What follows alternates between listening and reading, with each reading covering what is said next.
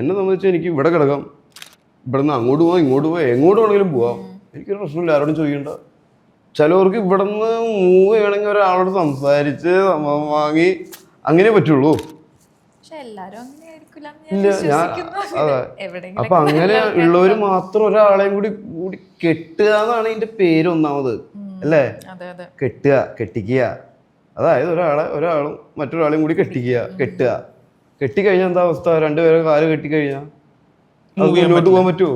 ഒരേ ഇതില് പോകുമ്പോ ചിന്തയിലും ഭാവത്തിലും അല്ലേ മാവിലും പോകുമ്പോൾ മാത്രം മുന്നോട്ട് പോകാൻ പറ്റുള്ളൂ. അവർക്ക് പറക്കി ഓട് എന്ത് വേണം ചെയ്യാം.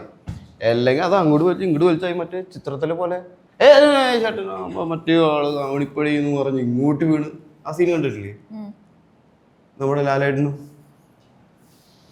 അപ്പോൾ കമ്പാനിയൻഷിപ്പ് ആവശ്യമുള്ളവർ ക്രിസ്ത്യാനിറ്റിയിൽ പറയും ഇതൊക്കെ ദൈവവിളികളാണ്. അച്ഛനാവുക അല്ലെങ്കിൽ വിവാഹിതനാവുക എന്ന് പറയുന്നതൊക്കെ ദൈവവിളിയാണ്.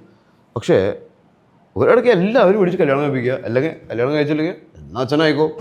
ഞാൻ പറയും കല്യാണം കഴിക്കാതെ അച്ഛനാവാൻ ഏതെങ്കിലും ഇപ്പോൾ കൂടി സമ്മതിക്കുമോ?